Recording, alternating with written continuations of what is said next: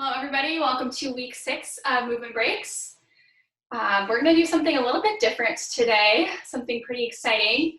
The last 5 weeks, we've focused on different muscle groups. So we've hit the neck, the shoulders, our arms, our core, hips, glutes, rest of our lower body, and have focused on different routines that reset our posture, help loosen up tight areas, and things like that.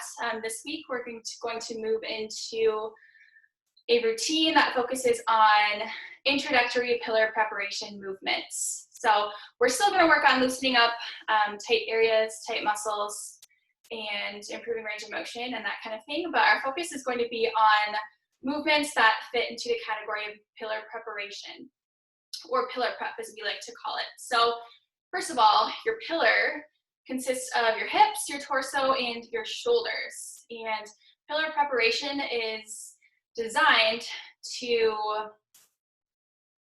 prime your muscles for movement, so particularly your pillar, in order to decrease risk of injury and boost performance during your workouts. So today I've got 5 exercises for you. Some of them may seem pretty familiar. We're going to do some different variations of these exercises and specifically focus on preparing and priming our pillar for movement. All right, so let's get into it. So the first exercise we have done before. In fact, I think we did it last week, so hopefully it's still fresh in your mind. This one is called a 90-90 stretch with arm sweep, but this one is great for helping loosen up and prepare our pillar for movement. All right, so you're gonna come on down to the floor. I always get super excited for this one because this one is one of my favorites. Okay, so 90-degree angle with your thighs and your calves. You're gonna come down on the floor. I'm gonna back up just a little bit just to make sure you guys can see me. I'm in the frame. All right. So 90-degree angle with your thighs and your calves. One arm is going to be outstretched, palm facing up. Other arm comes on top. So we're going to start off this top arm and perform a sweeping like motion all the way up overhead until our hand is on the opposite side, and then we're going to reverse that direction. Today we've got 5 reps on each side. So it's almost like you are painting a semicircle behind you, and then repainting that same line as you reverse this direction. So this is a really, really great movement to help open up your chest and your shoulders, as well as your upper, middle, and lower back. All right, another thing I will mention is to let your gaze follow the hand that's moving. Make sure you give yourself enough space with this one. So you can really reach as far as you can. All right, I believe that was 5 on this side. We're gonna go ahead and switch it on over to the other side. Same thing here, 90-degree angle with your lower body, stacked feet, toes pointed forwards. Let your right arm come outstretched this time, left arm comes up top, and we're performing that same sweeping motion. All right, make sure that you complete that semicircle. I'm stopping a little bit early because my hand's gonna hit my closet doors. But I want you to go through that full range of motion. And if you can't quite get there because you feel limited in your mobility, that's okay, just go as far as you can. Here's rep number 4. We've got 1 left after this one. One thing that I will mention too, if it's a little bit uncomfortable for your head to lay on the floor, you can go ahead and grab a foam roller, a soft folded towel, or some kind of pillow to use to prop your head up so that you're not having to bring it all the way down to the floor. Just an option if you'd like. All right, so we're finished with that one. We're gonna move on to something called a pillar bridge. So we're coming down onto our forearms. I'm gonna use my phone as my timer. So for these next 4 exercises, we are gonna perform them for time, so 30 seconds each. instead of reps today. All right, so for your pillar bridge, you're on your forearms, palms facing up. We want to make sure that our elbows are pretty stacked underneath our shoulders so they're not too far forward, but not too far back either. And then you're gonna come into a stance about hip width apart and gaze towards the floor. We're gonna hold this for 30 seconds. So you should feel this one working your torso and your shoulders. Pull that belly button into your spine. Keep a nice straight line from your neck down to your ankles. Don't let those hips sink and don't let them rise. Keep them nice and stable. All right, we've got about 10 seconds left. Focus on your breathing. 3, 2, 1, and go ahead and relax. Nice job. All right. Next exercise is called a plank shoulder tap. So for this one, we're gonna come into a high plank position, which means you're on your hands and your wrists this time. So we wanna make sure that our hands and our wrists are stacked underneath our shoulders. For this one, we're gonna widen our stance, wider than shoulder width apart. This will help to create a stable base for us as we perform these plank shoulder taps. So I want you to lift one hand, touch that opposite shoulder, and then alternate sides. Go ahead and start. Again, keep your belly button pulled into your spine the entire time, and I don't want to see any rotation in those hips. So I don't want to see any of this.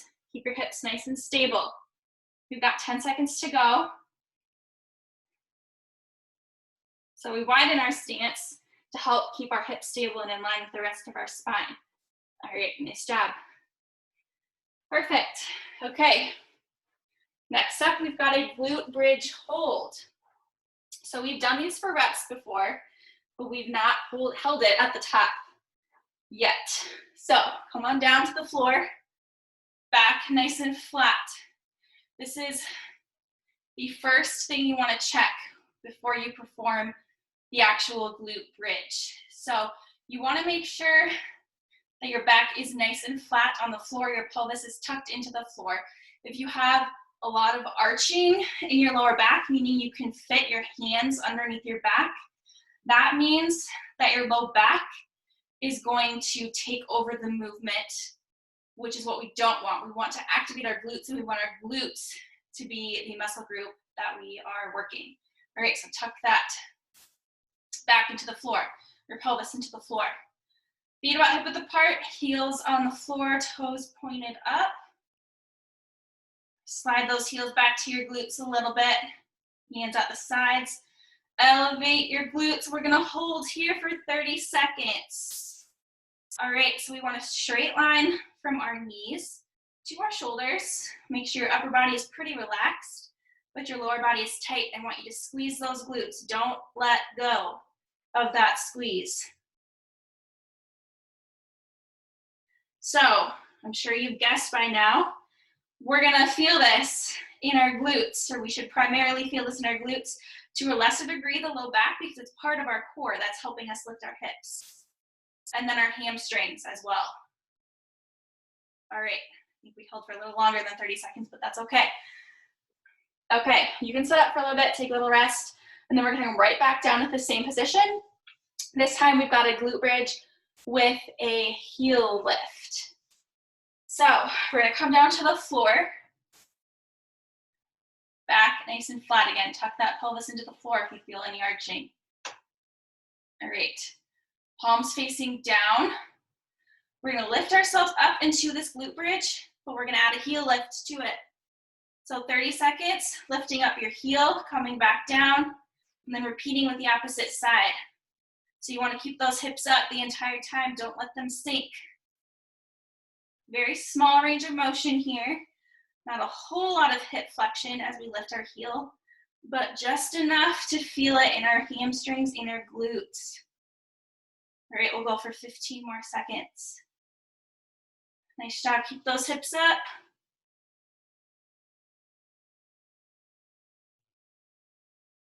Three, two, one, back down.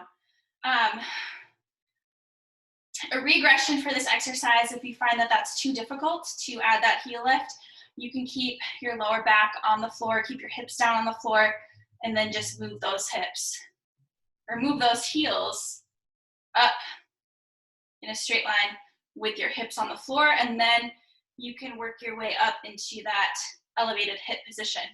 All right, go ahead and come on up. So, oops, come down so you can see my face. That's gonna wrap up this introductory pillar preparation routine. Go ahead and feel free to perform this routine as many rounds or as many times as desired. And don't forget to check out exosathome.com. There are a lot of great resources surrounding the 4 Exos pillars of human performance, which are mindset, nutrition, movement, and recovery. They've been adding a lot of great content that you don't want to miss out on.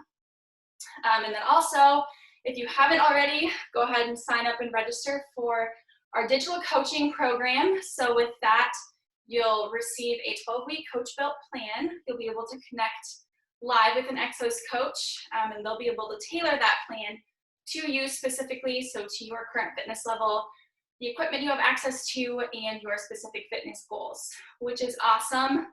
And within that program, you'll see a lot of the same movements or similar movements to what we've been doing, along with a wide spectrum of new and additional movements that you can add to your exercise library. So don't forget to check those 2 things out, and stay tuned for next week's movement break routine. We'll be performing an advanced pillar preparation routine next week. So thanks for tuning in. Hope you enjoy, and we will see you soon.